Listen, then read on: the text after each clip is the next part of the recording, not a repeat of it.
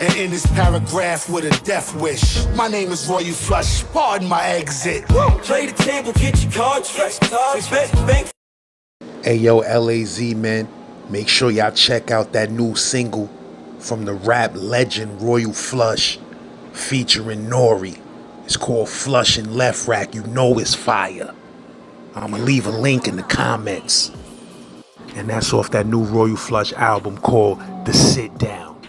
And make sure you check that new single from Chief Cherokee and Royal Flush on the legendary Video Music Box. You heard?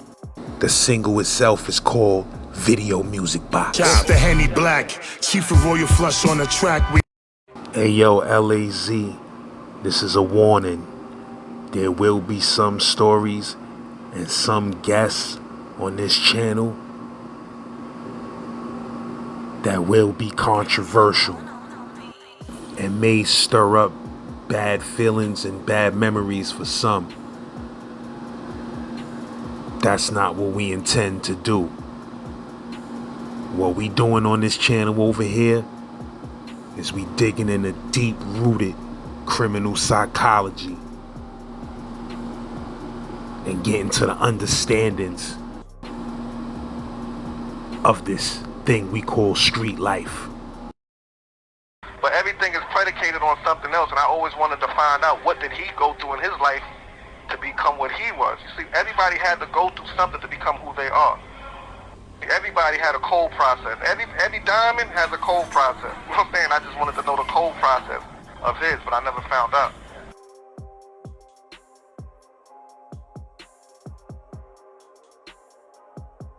How did you end up in the streets from the very beginning?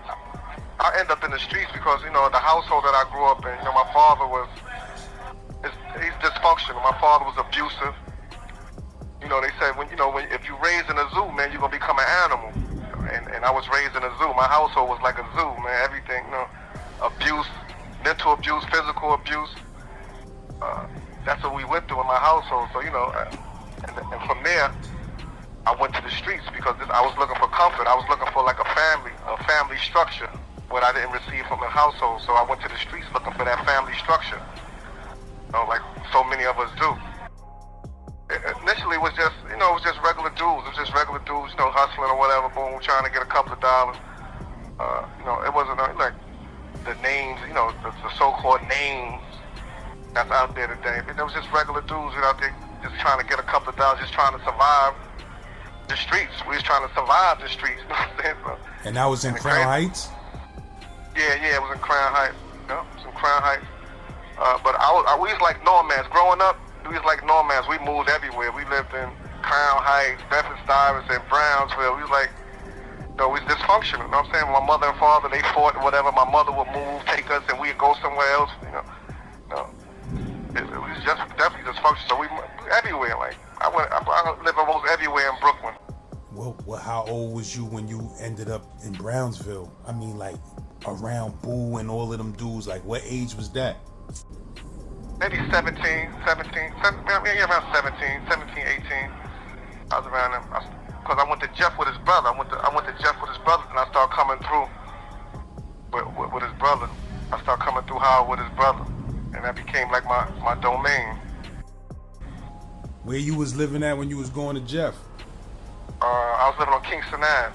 I was living on Kingston Avenue, Crown Heights.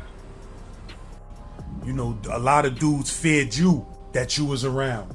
Of course, yeah. But this call is from a federal prison.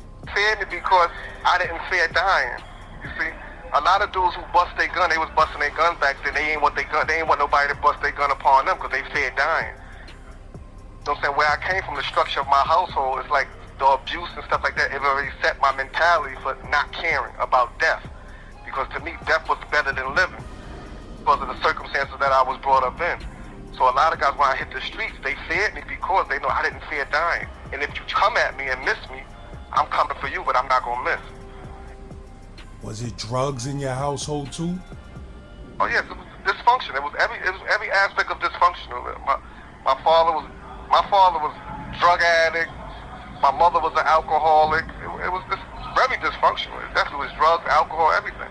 So y'all had other brothers and sisters? I only have 2 sisters, 2 biological sisters. 3 of us all together, me being the youngest. A lot of crime, a lot of people that ended up going bad.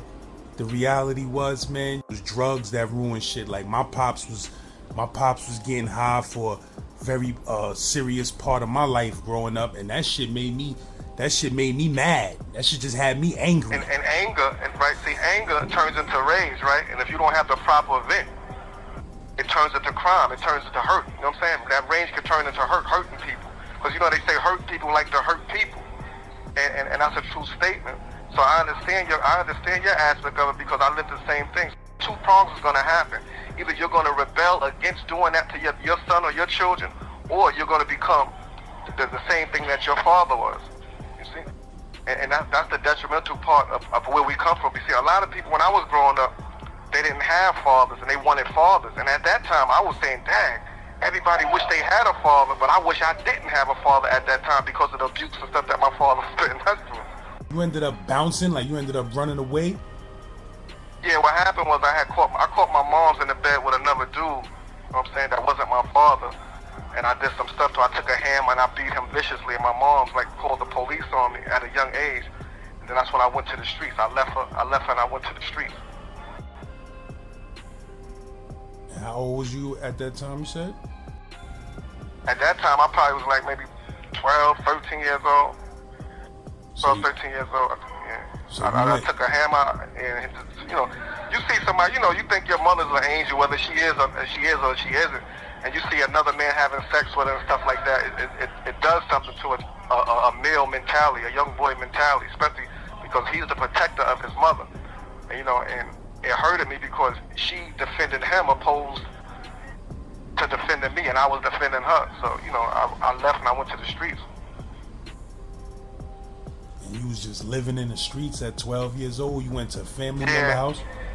Nah, I was in the streets. First, I was in the streets, and then I met some people, and then they took me in. And that was in what? You was in the Star, the Ville? Yo, at that time, I was in the Star. But back in the days, I lived in Brownsville Town. I lived on Amboy. We lived all over. But at that particular moment that I'm referring to, I was in Bed-Stuy at that time. How you get turned? Like, who turned you out to crime? though? It was already predicated for my household. You see what I'm saying? Like my father, the things that my father did to us, and my mother, and the abuse that transpired in my household, it really set the tone for crime. Because as we said earlier, anger brings on violence. You see what I'm saying? Anger brings on violence. And the things that my father did to us, I was saying, man, nobody's going to inflict anything on me. I'm going to be the one inflicting the pain from here on out. And This call is from a federal prison. So it was predicated on the behavior of my father, who really set the tone for me to be a criminal or to be a violent criminal at that time in my life. But like, what type of stuff your father was on? Like just beating y'all a lot with belts and stuff like that? Nah, that's nice. You being nice. There was times that I see my father beating my mother. I come to her aid and he did some things to me. It was times that I came from basketball practice one time and my father was making my sister give him oral sex and stuff like that. My father was he was a beast. He was a beast. But everything is predicated on something else, and I always wanted to find out what did he go through in his life to become what he was. You see, everybody had to go through something to become who they are. Everybody had a cold process. Every diamond has a cold process. You know what I'm saying? I just wanted to know the cold process of his, but I never found out. Yeah, that's next level shit to have to live around as a kid. Yeah, see, but like, life is what it is, man. A lot of times we want to, and you got a lot of young brothers too. And I want to be this person, I want to be that person, or people say I want to be Oprah Winfrey, but you don't know what she had to go through to become who she is, or what he had to go through to become whoever you're trying to emulate who he is. You see, it's a story behind it. And sometimes it's imperative that we understand the story so we can understand the people's lives, and we might not want that life because you have to go through the process of becoming who that person was. And it's not good all the time, And you did leave the house. Did you ever would you see your mother and father from time to time? Oh yes, of course. I saw my mother. I saw my mother a lot. You know, my mother's still my favorite girl. You know what I'm saying? Because again, it's something that they had to go through. You see, nobody wake up and say, I want to be evil. Nobody wake up and say, I just want to abuse my kids. Nobody wake up and want to do these atrocities. But it transpires, and something caused it to transpire. Was it the alcohol? Was it abuse when they was young? I don't know. But I understand now, because I've matured, that they had to have gone through something in order to put us to what they was putting us through. You know, so that made me forgive them. That made me forgive them as I mature, because I understand the psychological aspect of it now, that no one wakes up a demon. No one is born a demon. You know what I'm saying? These things are taught to them, these things are taught to them, and it's alert behavior. You know, they could be eradicated, but some do and some don't. You know what I'm saying? So that one made me give them, because I know they've been through something also. But the thing is that you don't have to perpetuate that. You could be the one who ended. You see, and that was my thing. Now that's why I matured. Now I wanted to be the one who ended that thing. You know what I'm saying? Now I be more conscious and try to lead these young brothers now, not into prison, but a prevention measure from coming into prison, because this ain't the place to be, man. So when was the first time you ever got your hands on a gun? How old was you? I was young. I was teenager. We're running out of time too. It's beeping, so this thing is getting ready to cut off. So I may have to call back, because we lock in at like 3:30, 3:35. So I'll call you back.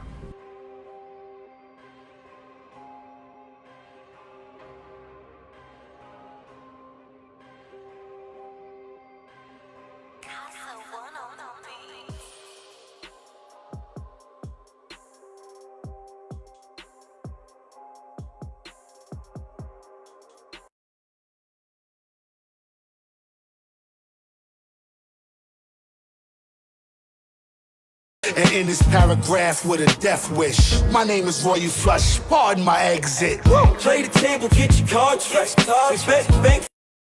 Hey yo, LAZ man, make sure y'all check out that new single from the rap legend Royal Flush featuring Nori. It's called Flush and Left Rack. You know it's fire. I'ma leave a link in the comments. And that's off that new Royal Flush album called The Sit Down. And make sure you check that new single from Chief Cherokee and Royal Flush on the legendary Video Music Box. You heard? The single itself is called Video Music Box. The Henny Black, Chief of Royal Flush on the track. My mama couldn't tell me stop. The deacon, I know the cops. All the block, she present. How could her name not be heaven? I'm loving what she doing to me. Get me high, my baby.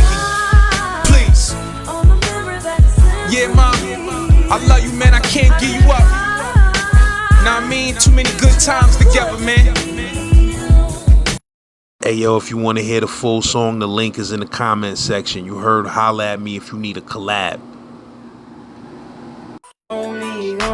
Wild and he out his body, ain't know what's wrong. All he know is he gon' make it back home. Hey yo, LAZ, make sure you subscribe to WDG Draco on YouTube. Yurt.